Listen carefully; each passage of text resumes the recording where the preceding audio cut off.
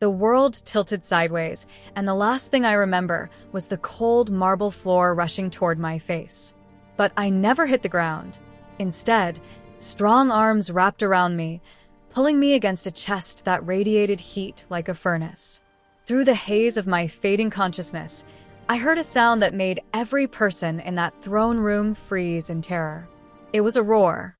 Not just any roar, but the primal, uncontrollable fury of a Lycan King who had just seen something that shattered every belief he had ever held. Something on my body. Something I had hidden for 23 years. And in that moment, as darkness claimed me completely, I had no idea that my life, as I knew it, had just ended.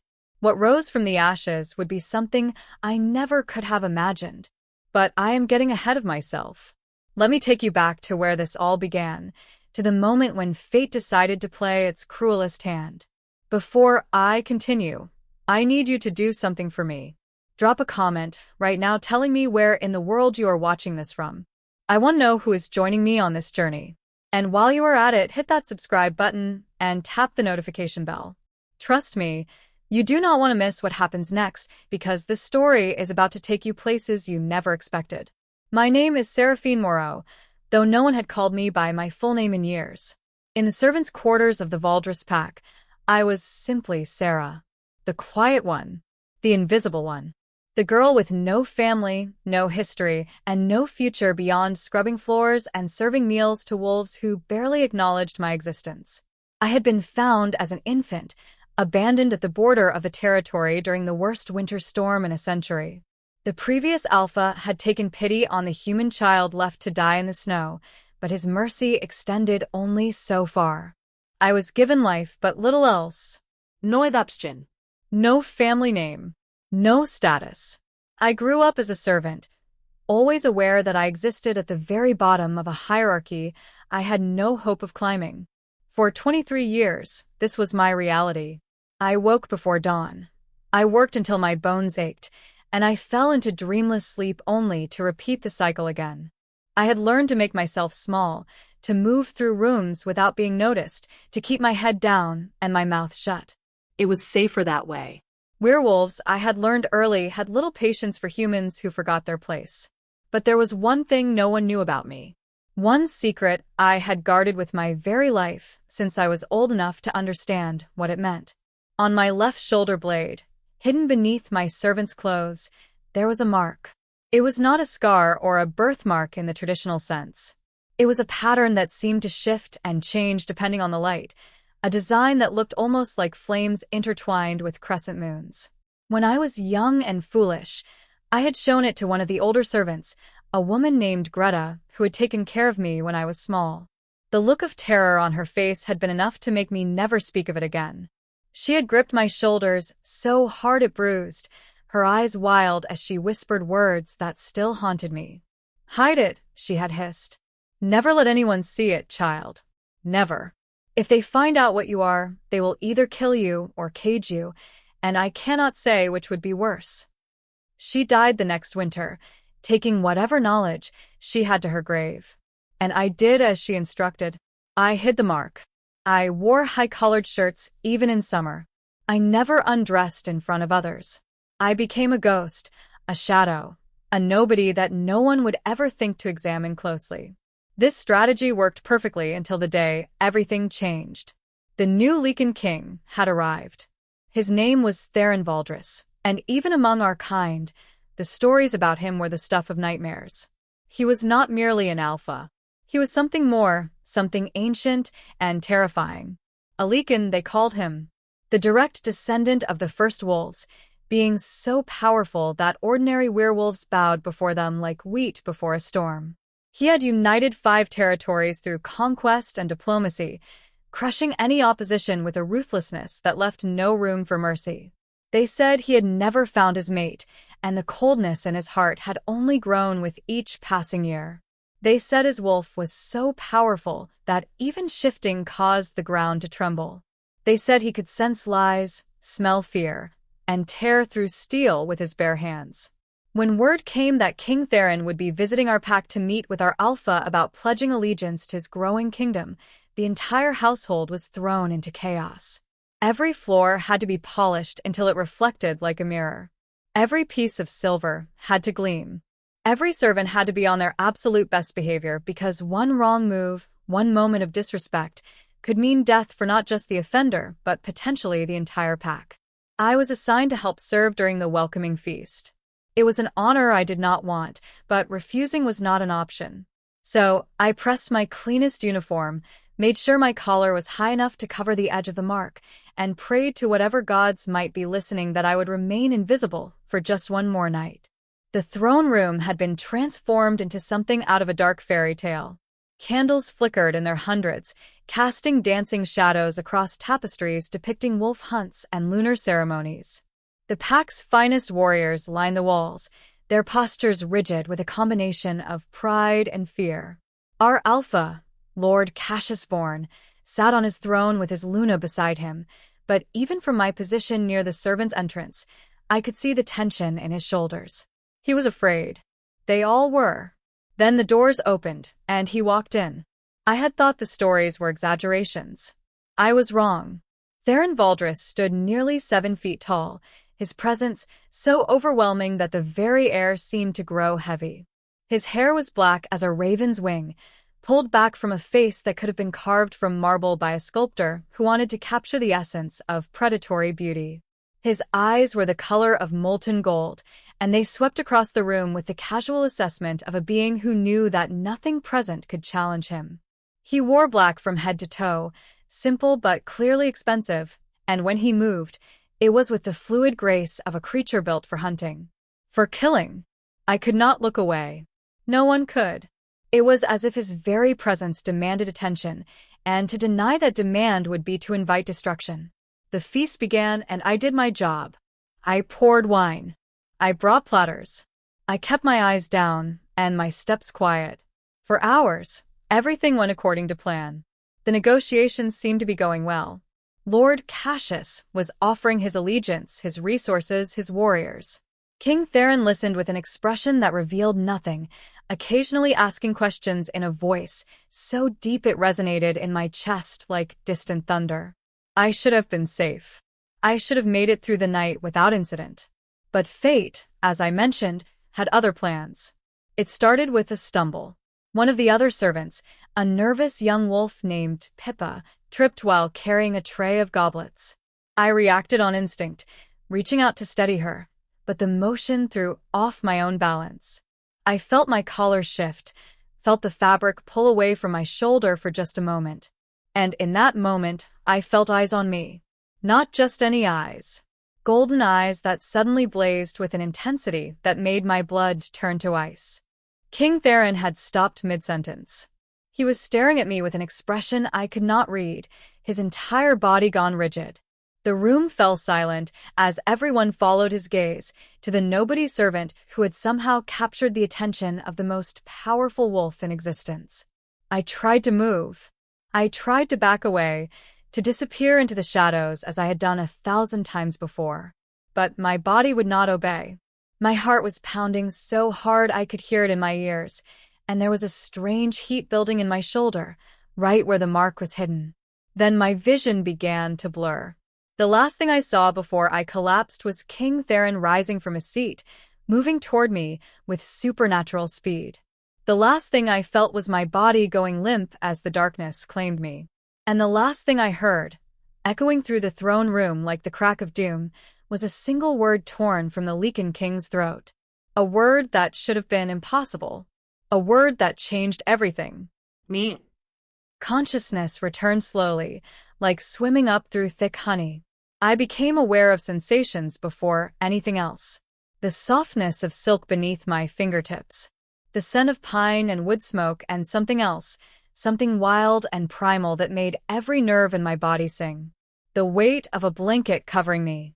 And voices. Distant at first, then growing clearer. You cannot be serious, my king. She is a servant. A human servant. I know what I saw, Corvinus. Do not presume to tell me what is possible and what is not. But the mark. If it is truly what you believe it to be, the implications. The implications are mine to deal with. Your job is to ensure that no one enters this room until I say otherwise. And Corvinus? If word of this spreads before I am ready, I will know exactly who to blame. A door closed. Footsteps approached. And then I felt it again, that overwhelming presence that made the air itself feel charged with electricity. I opened my eyes. King Theron Valdris stood beside the bed where I lay, staring down at me with those impossible golden eyes. Up close, he was even more devastating. I could see the slight tension in his jaw, the way his hands were clenched at his sides as if he were fighting for control. There were shadows beneath his eyes that spoke of sleepless nights and burdens carried too long. "You are awake," he said. It was not a question. I tried to sit up, but my body felt like it was made of water. I managed only to shift slightly before giving up. "Where am I?" "My chambers. You have been unconscious for nearly 6 hours." He paused, and something flickered in his expression. "Do you know why?" I shook my head, though a cold dread was settling in my stomach. My collar. The mark. He had seen something, even if just a glimpse. "Show me your shoulder." The command in his voice was absolute, the kind of order that did not allow for refusal. But I tried anyway. "I do not know what you. Do not lie to me." His voice dropped to a growl that made my entire body shiver. "I can smell lies, little one. And I saw enough before you collapsed to know that you are hiding something extraordinary beneath those servants' clothes." Now. "Show me." I should have been afraid. I was afraid. But beneath the fear, there was something else. Something that whispered that this man, this terrifying king, would not hurt me. Could not hurt me. The mark on my shoulder pulsed with warmth, as if confirming what my instincts already knew. Slowly, with trembling fingers, I reached for the collar of my shift. It took everything I had to pull the fabric aside, to expose the mark that I had hidden for my entire life. The sound that came from Theron's throat was not human. It was a growl so deep and raw that it seemed to come from the very depths of his soul. His eyes, already golden, began to glow with an inner light that was both beautiful and terrifying. He staggered back a step, his hand going to his chest as if he had been struck. "By the blood of the ancients," he breathed. "It cannot be." I craned my neck, trying to see what had affected him so profoundly. The mark was visible now, exposed to light for the first time in years. But it looked different than I remembered. Instead of the subtle shifting pattern I had always known, it now blazed like living fire against my skin. The flames and moons seemed to dance and intertwine with a life of their own, and at the center of the design, a symbol I had never noticed before had appeared. It looked almost like a crown. "What is it?" I whispered. "What does it mean?" Theron closed his eyes, and for a long moment, he simply stood there, breathing deeply. When he opened them again, some of the wild glow had faded, but his expression remained intense. "Do you know what you are, Seraphine?" The use of my full name startled me. "I am a human, a servant, a nobody." "You are none of those things." He moved closer, and despite my fear, I did not flinch away. "That mark is not just any symbol. It is the crest of the Lunar Covenant. It has not been seen in over 500 years. It signifies the most sacred bond known to our kind, a prophecy so ancient that most believe it to be nothing more than legend." I stared at him, uncomprehending. "I do not understand." The prophecy speaks of a child born during the storm of storms, abandoned but not forgotten, hidden but destined to be found.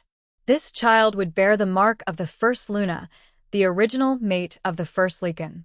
And this child would be the fated mate of the king who would unite all wolves under one rule. His voice dropped to barely above a whisper. "You are not human, Seraphine. You never were. The mark suppressed your wolf, kept it dormant, until the moment you came into contact with your mate." The room spun around me. My mate. Theron reached out, and before I could react, his fingers brushed against the mark on my shoulder. The contact sent a surge of electricity through my entire body, a connection so powerful that it stole my breath. I gasped, and in that moment, I felt something stir inside me. Something that had been sleeping for 23 years. A presence. A power. A wolf. Me. Theron said, and his voice was raw with emotion I could not identify. I am your mate, and you, against all odds and all reason, are mine. The revelation should have been impossible to accept. Everything I had believed about myself, about my place in the world, had just been shattered. But somewhere deep inside, in a place I had never known existed, the truth resonated like a bell being struck. This was right. This was destiny. This was why I had survived when I should have died, why I had remained hidden when discovery should have been inevitable, why I had felt so incomplete for my entire life. But even as a part of me began to accept this impossible reality, another part remembered the horror in old Greta's eyes. Her warning echoed in my mind. "The woman who raised me," I said slowly. "She told me to hide the mark. She said if anyone found out what I was, they would kill me or cage me." Why? If this is truly such a sacred prophecy, why would she be afraid? Theron's expression darkened. Because the prophecy does not end with our union. It speaks of the Lunar Luna rising to stand beside the Lycan King, but it also warns that dark forces will stop at nothing to prevent this from happening. Your existence threatens the balance of power that has existed for centuries. There are those who would rather see you dead than allow you to claim your rightful place. A chill ran down my spine. Who? Before he could answer, a commotion erupted outside the door. Shouts. The clash of metal, and then a woman's voice, sharp and venomous, cutting through the chaos. "I demand to see the king. You cannot keep me out. I am his intended, and I will not be set aside for some servant whore." Theron's entire demeanor changed in an instant. The vulnerable man who had just shared an earth-shattering revelation with me disappeared, replaced by the cold, commanding king that the world knew and feared. "Stay here," he ordered. "Do not let anyone see the mark. Trust no one until I return." He was gone before I could respond, the door slamming behind him with a finality that left me trembling in the silence.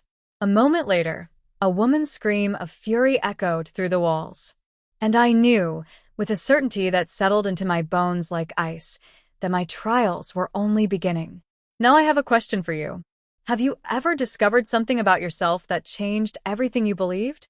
A truth that was both terrifying and liberating at the same time? Tell me in the comments below. I want to hear your stories, because sometimes the greatest transformations come from the most unexpected revelations. Left alone in the Lycan King's chambers, I did the only thing I could. I tried to understand what had just happened to me. My entire life, I had believed I was human. Unwanted. Unimportant. A mistake of fate that had somehow been allowed to survive through the pity of strangers. Now I was being told that I was something else entirely. A dormant wolf. A propecied Luna. The destined mate of the most powerful being I had ever encountered. The presence I had felt stir within me during Theron's touch was still there, just beneath the surface of my consciousness. It was like having a second heartbeat, a separate awareness that was both foreign and intimately familiar. I closed my eyes and tried to focus on it, to understand what it was. "Little one," a voice whispered in my mind. "So this is what freedom feels like." I nearly fell off the bed in shock. "Who said that?" "I did." The voice was gentle, amused. "I am you. Or rather, I am the part of you that has been sleeping for far too long. Your wolf." "I have a wolf," I breathed. It was one thing to be told. It was another to experience it. "You always had a wolf. The mark kept me dormant, hidden even from yourself. It was the only way to keep us safe until we found him. Until we found our mate." "Theron." "Yes." The word was filled with a warmth that made my chest ache. "He has been waiting for us, even though he did not know it. His wolf knew. That is why he reacted so strongly when he saw the mark. Fenris has been searching for us for 200 years. 200 years. The number staggered me. How old is he? Old enough to have lost hope many times over. Old enough to have believed he was cursed to walk alone forever. And now that he has found us, he will burn the world to protect what is his." The door burst open, and I instinctively pulled the blanket up to cover my shoulder. But it was not Theron who entered. It was a woman, tall and stunning, with hair the color of autumn leaves and eyes like chips of green ice. She was dressed in a gown of emerald silk that probably cost more than everything in the servants' quarters combined, and her beautiful face was twisted with barely contained rage. Behind her, 2 guards hovered uncertainly, clearly unsure whether to restrain her or let her pass.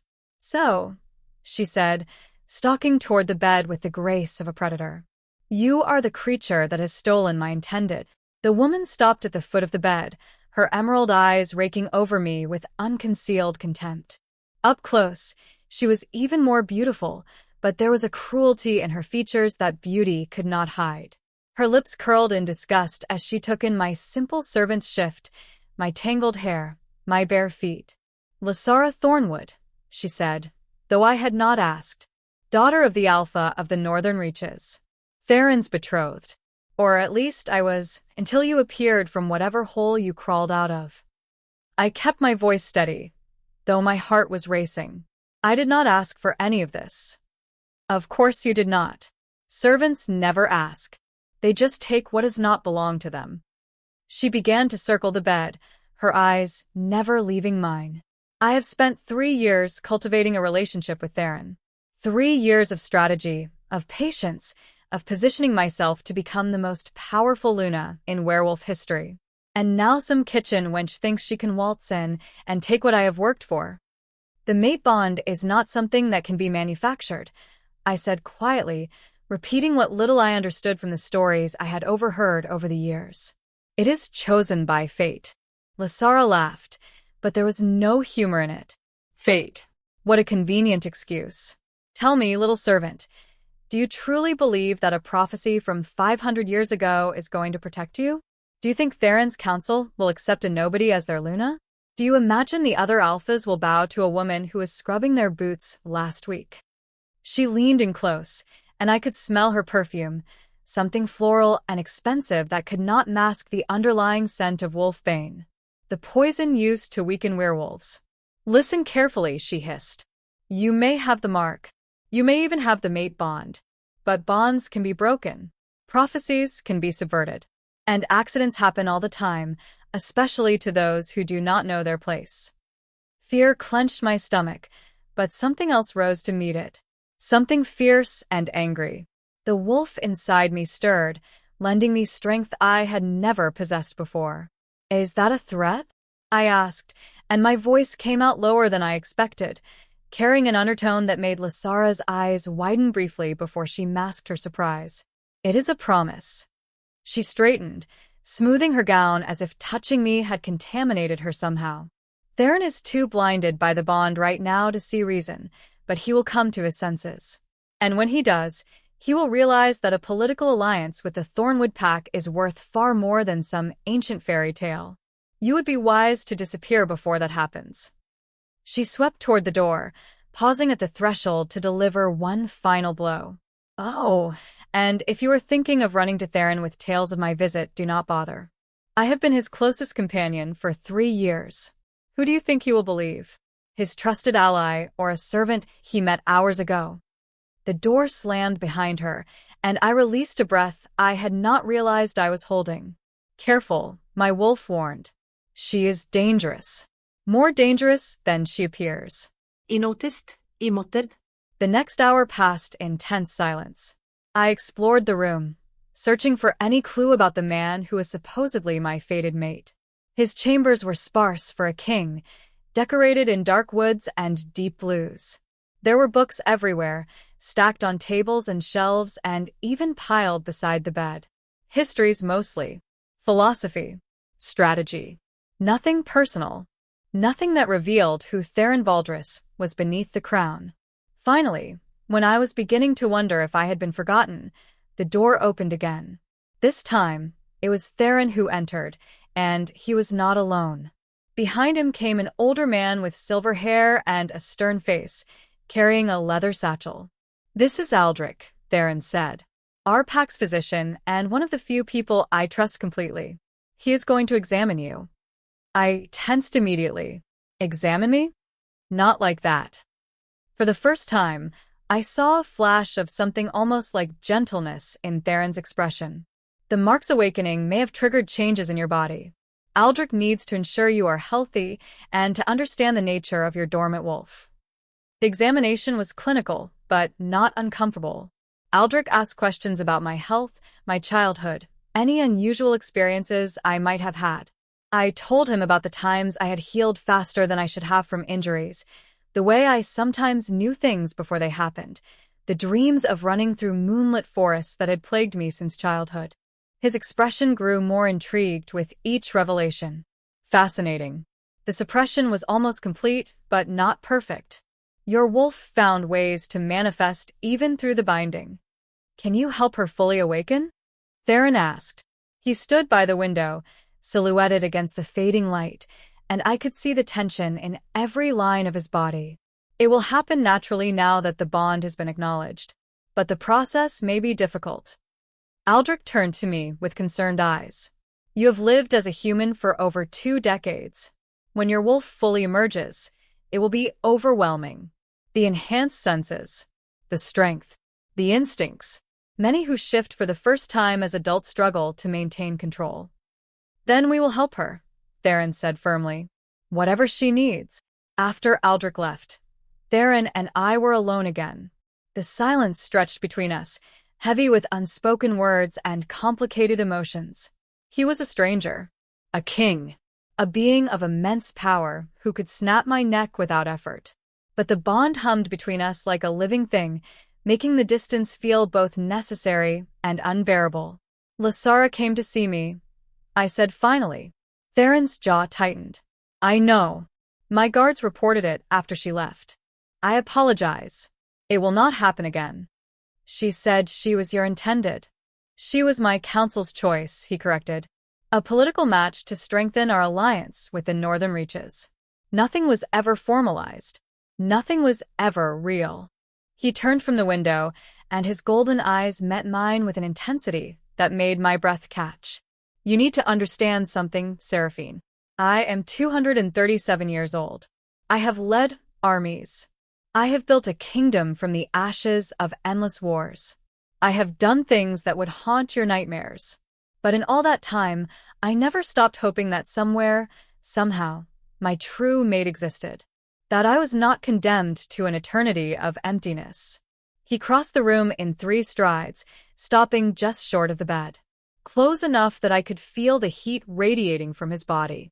When I saw your mark, when I felt the bond snap into place, I experienced something I had not felt in centuries. Hope.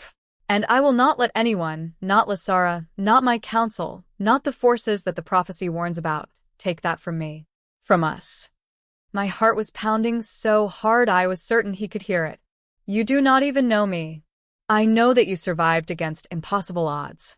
I know that you remained hidden in a world that would have destroyed you if it knew what you were. I know that even now, with everything you have learned, you are not running away screaming. A ghost of a smile touched his lips. I know that you have courage, Seraphine. And I know that the bond does not lie. You are my mate, my Luna, my destiny. Everything else, we will learn together. He extended his hand, palm up, an invitation rather than a command. Will you trust me? He asked. I know I have given you no reason to. I know this is all happening faster than any mind could process. But I am asking you, wolf to wolf, mate to mate. Will you give us a chance? I looked at his hand. I looked at his face. I thought about the life I would be leaving behind, the fear and loneliness and invisibility that had defined my existence for 23 years. And I thought about the alternative, about belonging, about purpose, about a love that had been written in the stars before I was even born. Slowly, I reached out and placed my hand in his. The contact sent the same electric surge through my body as before, but this time, I was prepared for it. I let the sensation wash over me, let it sink into my bones and settle into my soul. And from deep within, my wolf howled with joy. Theron's fingers closed around mine, and for a moment, we simply stood there, connected in a way that transcended words. Then his eyes flickered to something over my shoulder, and his entire expression changed. The warmth vanished, replaced by cold fury. Get down, he commanded. He threw himself over me just as the window exploded inward. Glass and debris showered across the room, and through the chaos, I caught a glimpse of dark shapes pouring through the opening. Wolves. At least a dozen of them. Their eyes gleamed with murderous intent, and on their flanks, branded into their fur, was a symbol I had never seen before. A crescent moon dripping blood. "Stay behind me," Theron snarled, and his body began to shift. The battle had begun, and I was about to discover just how far my enemies would go to ensure that the prophecy never came true. I had never witnessed a Lycan shift before. Nothing could have prepared me for it. Theron's body seemed to expand, bones cracking and reforming, skin rippling as fur the color of midnight burst forth. Within seconds, where a man had stood, there was now a wolf the size of a small horse. His eyes, still that molten gold, blazed with primal fury. His jaws opened to reveal fangs that could tear through steel. And the sound he made, a roar that shook the very foundations of the castle, was the most terrifying thing I had ever heard. The attacking wolves hesitated. Even they, clearly trained killers, recognized that they were facing something beyond their abilities. But their hesitation lasted only a moment. They had been sent to complete a mission, and they charged forward with suicidal determination. What followed was carnage. Theron moved like liquid death, his massive form weaving through the attackers with devastating precision. Each swipe of his claws sent a wolf crashing against the walls. Each snap of his jaws ended a life. Blood painted the floor, the walls, even the ceiling. And through it all, I huddled behind the bed, watching with horror and awe as my mate defended me with everything he had. Within minutes, it was over. 12 wolves had attacked. 12 wolves now lay dead or dying on the chamber floor. Theron stood among them, his black fur matted with blood that was not his own, his chest heaving with exertion. He shifted back, and I looked away instinctively, my cheeks flushing. I heard him move, heard the rustle of fabric as he pulled on clothing, and then his hand was on my shoulder, gentle despite everything that had just happened.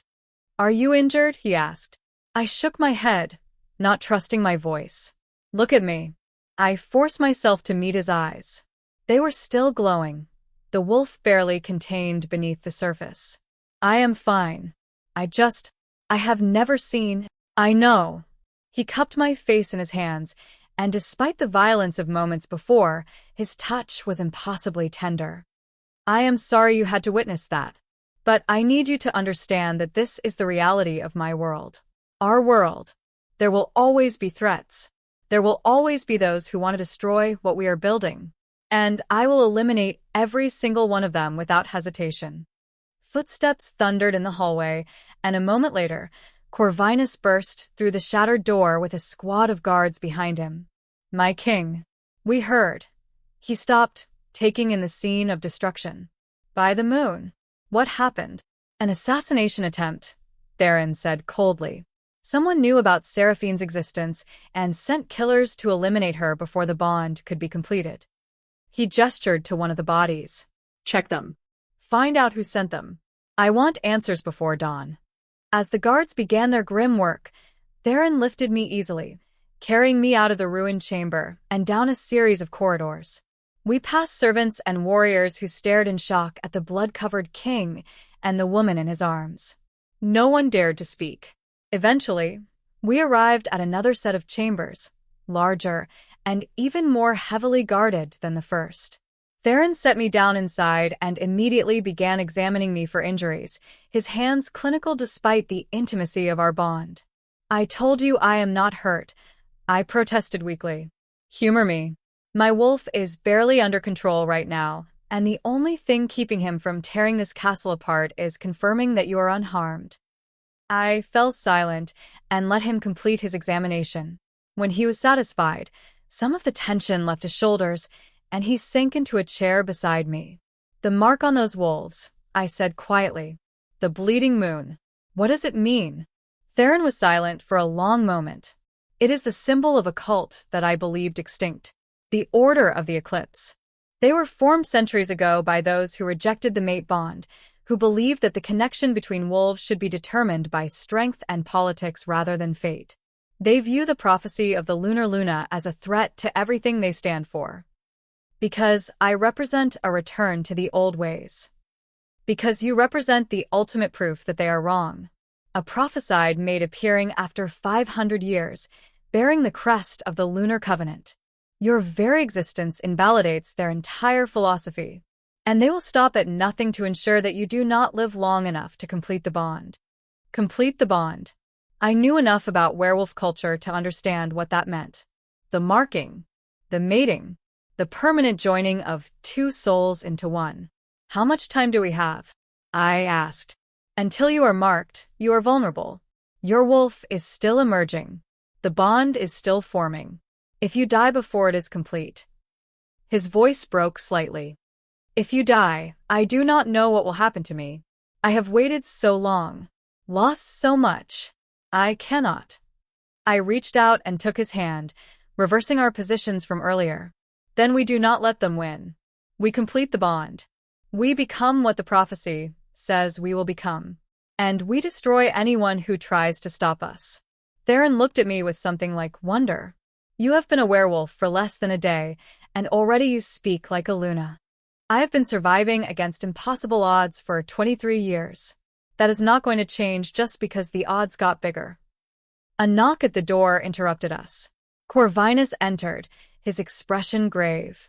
We have identified the attackers, my king. They were rogues, hired mercenaries with no official pack allegiance. But we found this on their leader. He handed Theron a small piece of parchment. As Theron read it, his face went completely blank. That scared me more than anger would have. What is it? I demanded. Theron handed me the parchment. Written in elegant script were just 3 words. The wolf dies. Beneath the words was a symbol I recognized. Not the bleeding moon of the Order of the Eclipse. Something else. Something more personal. A thornwood tree. My blood ran cold. Lysara. It appears my intended's ambitions run deeper than mere jealousy. Theron's voice was ice. Corvinus, have Lady Lysara brought to the throne room. Quietly. I do not want to cause a diplomatic incident with the Northern Reaches until I have confirmation. After Corvinus left, Theron turned to me with an expression I could not read. If she is truly behind this, I will execute her myself. You understand that, do you not? There will be no trial, no negotiation. She tried to have my mate killed. The punishment for that is death. I should have been horrified by the casual way he spoke of killing. The old Seraphine, the servant who kept her head down and stayed invisible, would have been. But I was not that person anymore. I was the mate of the Lycan King, and someone had tried to murder me in my own chambers. I understand, I said. The confrontation that followed was unlike anything I had experienced. The throne room had been cleared except for essential personnel. Theron sat on his throne, and I stood beside him. A position of power I had never imagined occupying. When Lysara was brought in, she looked as beautiful and composed as ever. Only a slight widening of her eyes when she saw me at Theron's side betrayed any surprise. You summoned me, my king? She asked sweetly. I came as soon as I heard about the terrible attack. How fortunate that you were able to protect your guest. Theron said nothing. He simply held up the parchment with the thornwood symbol and let the silence stretch until Lysara's composure began to crack. I do not know what that is, she said, but her voice had lost its confidence.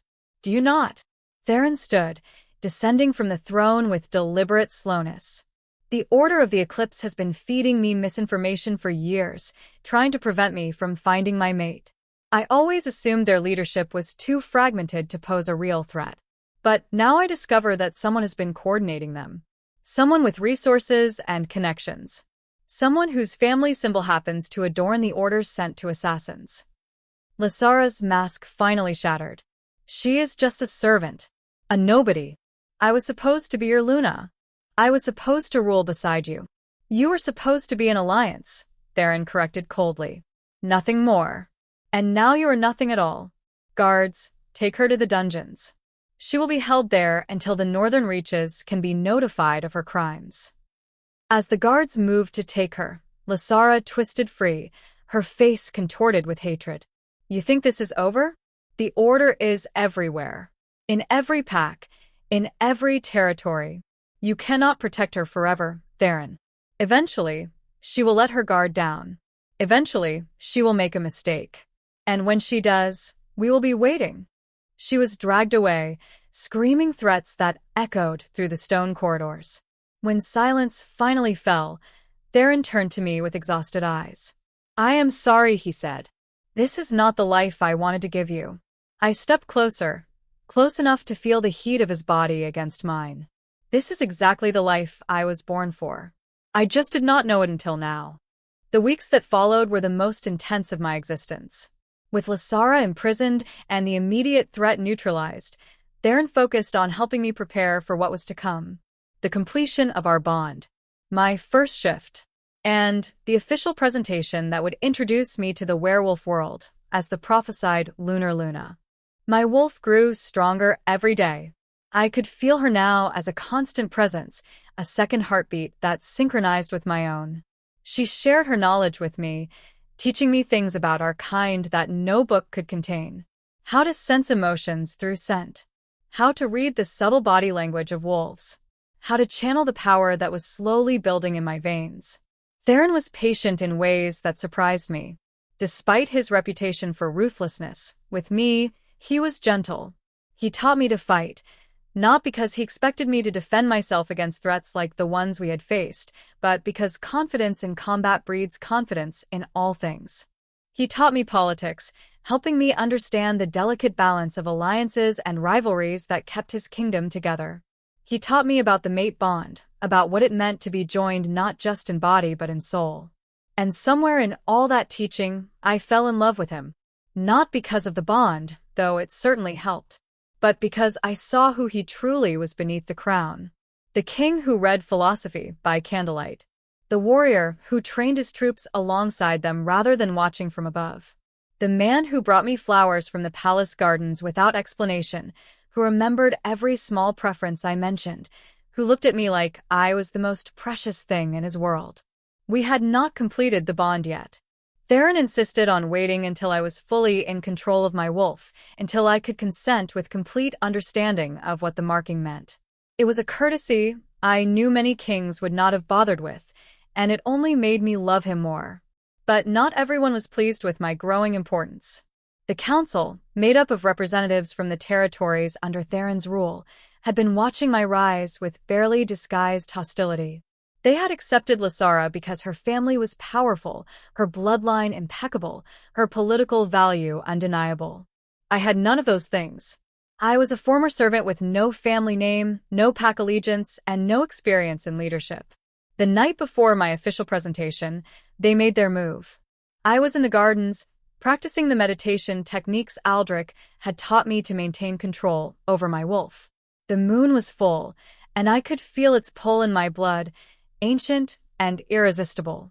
My senses were sharper than ever, which is why I heard the footsteps long before the delegation arrived.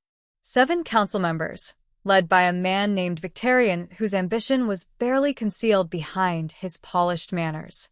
They surrounded me with practiced casualness, as if they had simply stumbled upon me by accident. "Lady Seraphine," Victorian said smoothly. "Taking the night air, I see. A sensible habit for someone in your unique position." I rose slowly, aware of how alone I was, how far from the guards that Theron had assigned to protect me. "Council members, is there something I can help you with?" "Actually, we were hoping to help you." He smiled, but it did not reach his eyes. "We understand that you care for the king, that you want what is best for him and for the kingdom, and we thought you should know certain truths before you make any permanent decisions." "Truths?" "About the prophecy." Another council member, a woman named Eloise, stepped forward. "You believe you are the Lunar Luna, the prophesied mate who will stand beside the Lycan King. But the prophecy also speaks of choices, of sacrifice, of the price that must be paid for power." My blood chilled. "What are you saying?" "The full prophecy has never been shared with you," Victorian said. "Theron has been selective in what he revealed. He did not tell you, for instance, that the bond between a Lunar Luna and her king is so powerful that if one dies, the other follows. He did not tell you that you would become a target for every enemy he has ever made, not just now, but for the rest of your potentially very long life. And he certainly did not tell you about the final verse. He leaned closer, and I could see the cruel satisfaction in his eyes. The prophecy says that the Lunar Luna will bring either eternal glory or total destruction to her mate, that her presence will spark a war that will engulf the werewolf world, and that only through her death can peace be guaranteed. The words hit me like physical blows. I staggered back, my wolf howling with confusion and fear. "You are lying," I managed. "Are we?" Eloise held up an ancient book, its pages yellow with age. "This is the original text of the prophecy. We can show you the passage ourselves. Unless you are afraid to see the truth." My hands were shaking. Everything I had believed, everything Theron had told me, suddenly felt uncertain. Had he lied to me? Had he hidden the darker aspects of the prophecy to keep me compliant? "What do you want?" I asked hoarsely. "We want you to leave," Victorian said simply. "Disappear before the presentation. Before the bond is completed. If you truly love Theron, you will save him from the fate the prophecy foretells. You will sacrifice your happiness for his life." Every instinct screamed at me to reject their words, to trust Theron, to believe in the bond that connected us. But a small, insidious voice whispered doubts in my mind. What if they were right? What if staying meant his death? Could I live with that? Could I risk everything we had built on the chance that they were lying? I did not answer them. I could not. I simply turned and ran, fleeing into the darkness of the gardens as tears streamed down my face. My wolf tried to speak to me, tried to offer comfort and clarity, but I could not hear her through the chaos in my mind. I ran until my lungs burned, until the castle was just a distant blur of lights, until I collapsed beneath an ancient oak tree and sobbed. That is where Theron found me. He did not speak at first. He simply sat beside me, his warmth a comfort despite everything, and waited until my tears subsided. "The council approached you," he said finally. It was not a question. They showed me the prophecy. The full prophecy. My voice was raw. They said I would bring destruction, that my presence would cause a war, that only my death could bring peace. Theron was silent for a long moment. Then he reached into his coat and pulled out a book identical to the one Eloise had shown me. "The prophecy," he said, opening to a marked page, "is indeed more complex than I initially revealed. Not because I wanted to deceive you, but because the full text required context that you did not yet have." He handed me the book and I read the passage he indicated. It was written in an ancient language, but somehow I could understand it. Perhaps it was the wolf. Perhaps it was the bond. Perhaps it was destiny itself. "The Lunar Luna shall rise when darkness seems absolute," I read aloud. "Her bond with the Lycan King shall spark a war unlike any other. But from the flames of this conflict shall emerge a new age. For only through the crucible of destruction can true peace be forged. The Luna is not the cause of doom. She is the cure for it. And only united with her mate can the king become what he was meant to be. Not a conqueror, not a tyrant, but a healer of nations." I looked up at Theron, confusion warring with hope in my heart. "The council edited their version," he said quietly. "They removed the parts that revealed the truth. The prophecy does speak of war, but it is not a war caused by your presence. It is a war that is coming regardless. The Order of the Eclipse has been growing in power for decades. They have infiltrated pacts, corrupted leaders, sowed discord everywhere they touch. Conflict is inevitable. But with you by my side, as the prophecy foretells, we do not just survive that war. We win it. We create a peace that lasts for generations." The weight that had been crushing my chest began to lift. "Why did you not tell me all of this before?" "Because I wanted you to choose this life based on what we have, not on what destiny demands. I did not want you to feel trapped by prophecy." He took my hands in his, and I could feel the bond pulsing between us, strong and undeniable. "But I should have trusted you with the full truth. That was my mistake, and I am sorry." I looked into his golden eyes, and I saw everything. Love, fear, Hope, vulnerability. The king who had conquered nations laid bare before a former servant, asking not for submission, but for partnership. "I choose you," I said, "not because of prophecy, not because of the bond, because you are the man who read philosophy while ruling empires. The man who taught me to fight so I would never feel helpless again. The man who waited until I was ready instead of claiming what was his by right. I choose you, Theron Valdris, and I will stand beside you, come what may." He kissed me then, under the ancient oak, beneath the full moon. And as our lips met, I felt the final barriers between us dissolve. My wolf surged forward, and Theron's answered. The bond, so long incomplete, finally snapped fully into place. It was like being struck by lightning and embraced by the sun all at once. Every cell in my body sang with the rightness of it. I was his. He was mine. And nothing, not councils or cults or the forces of darkness itself, would ever tear us apart. When we finally broke apart, Theron was grinning with a joy I had never seen on his face before. "Ready to show the world who you really are?" he asked. I smiled back, feeling my wolf's power humming beneath my skin. I was born ready. The great hall was packed with more wolves than I had ever seen in one place. Alphas from every territory under Theron's rule. Dignitaries from packs that sought alliance. Warriors and nobles and scholars who had traveled for days to witness the presentation of the Lycan King's mate. I stood behind a curtain, waiting for my cue, dressed in a gown of midnight blue that matched Theron's formal attire.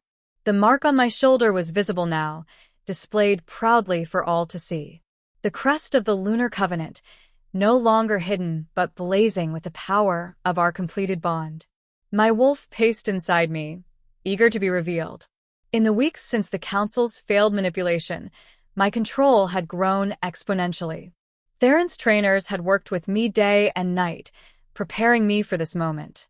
For my first public shift, Corvinus appeared at my side, his expression unusually warm. "Are you ready, my lady? Will I ever truly be ready for something like this?" He chuckled. "Probably not, but that has never stopped any Luna before. They will test you tonight. The old guard will look for weakness. The ambitious will search for opportunity. But you have something they do not." "What is that?" "A king who would burn the world for you, and a wolf that has been waiting 500 years to be free." He offered his arm. "Shall we?" I took a deep breath and nodded. The curtain parted, and I stepped into the light. The hall fell silent as I walked toward the raised platform where Theron waited. Every eye was upon me, weighing, measuring, judging. I could smell their emotions. Curiosity. Skepticism. Fear. And beneath it all, a grudging awe that grew with every step I took. By the time I reached Theron's side, the whispers had begun. Some spoke of the mark that glowed on my shoulder. Others mentioned the way I moved, the confidence that radiated from every step. A few, the wise ones, simply watched in silence, recognizing that they were witnessing history. Theron took my hand, and the crowd fell silent again. "For 2 centuries," he began, his voice carrying to every corner of the hall, "I ruled alone. I built a kingdom from chaos. I united packs that had warred for generations. But through it all, I was incomplete. A king without a queen. A wolf without a mate. The prophecy of the Lunar Luna was known to all, but after 500 years of waiting, many believed it to be nothing more than legend." He turned to face me, and the love in his eyes made my heart soar.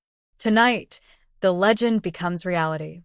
The Lunar Luna has risen. She bears the crest of the Covenant.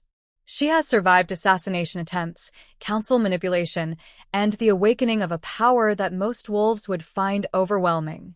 And she stands before you now, not as a servant, not as a curiosity, but as my mate, my equal, my Luna." He nodded to me, and I knew what came next. I closed my eyes and reached for my wolf. She came eagerly, joyfully, and for the first time, I let her fully emerge. The shift was not painful. It was liberating. My body flowed from human to wolf as naturally as water flows downstream. When I opened my eyes, I saw the world in new colors, smelled emotions as clearly as words, felt the moon's power singing in my blood. I was beautiful. I knew this not from vanity, but from the gasps of the crowd. My fur was pure silver, rare among wolves and considered sacred. My eyes, now a brilliant violet, scanned the assembly with the calm authority of a born leader. Beside me, Theron shifted as well. His black wolf was massive, dwarfing even the largest alphas present. Together, we stood before the gathered packs, a match set, silver and shadow, moon and midnight. The hall erupted. Not in protest, but in acknowledgement. One by one, the wolves dropped to their knees, bowing before their king and queen. The bond between us radiated outward, touching every wolf present, leaving no doubt about its authenticity. The prophecy had been fulfilled. The Lunar Luna had risen, and the age of division was ending. Later that night, after the ceremonies and celebrations had concluded, Theron and I stood on the highest balcony of the castle, looking out over a kingdom that was now as much mine as his. "Tell me what you're thinking," he said. I leaned into his warmth, feeling the bond pulse between us with every heartbeat. "I am thinking about how strange life is. A month ago, I was a servant, invisible and forgotten. Now I am a Luna, prophesied and powerful. It does not feel real yet. It will." He wrapped his arms around me, and I felt safer than I ever had before. But even when it does, know that what matters most has nothing to do with prophecy or power. It is this: you and me, together.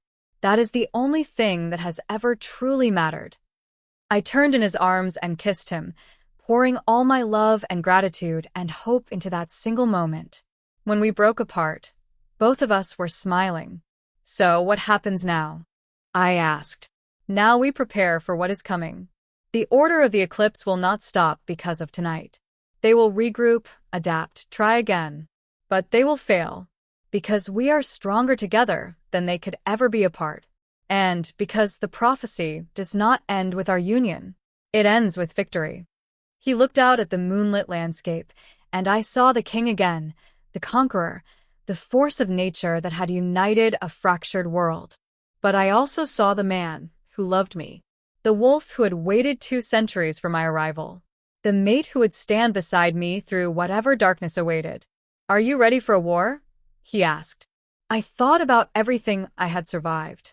The abandonment, the years of servitude, the awakening of a power I never knew I possessed, the enemies who had tried to destroy me before I could become who I was meant to be. And I smiled. "I was born for this," I said. "We were born for this. And when the war comes, we will meet it together. As mates. As rulers. As wolves who refuse to back down."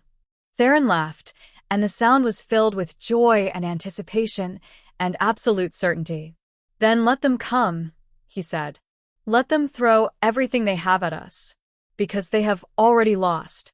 They just do not know it yet." And as the moon rose higher in the sky, bathing us in its silver light, I knew he was right. The prophecy had spoken of destruction and renewal, of darkness and dawn, of a love so powerful that it could reshape the world. We were that love. And nothing, not the order, not the council, not all the forces of evil combined, would ever break what we had built. This was my story. A servant who became a queen. A prophecy that became reality. A love that conquered all. And it was only the beginning. Now, I want to leave you with this. If you made it this far, you're not just a viewer. You are a witness. You sat with Seraphine through her darkest moments. You watched her rise from nothing to everything. You believed in her story when even she had her doubts. That means something. It means you understand what it feels like to be underestimated, to be overlooked, to be told you do not belong. And it means you know the power of never giving up. So here is what I am asking. If this story touched you, if Seraphine's journey moved something in your heart, then please subscribe to this channel. Hit that notification bell so you never miss another story like this one. And share this video with someone who needs to hear that their destiny is not determined by where they start, but by the courage they carry inside. Every share, every subscribe, every comment telling me your thoughts, it all matters. It helps me create more stories that inspire, that empower, that remind us all that even former servants can become queens. This is not just content. This is a community, and I want you to be part of it. Thank you for watching. Thank you for believing. And remember, your story is still being written. Make it legendary.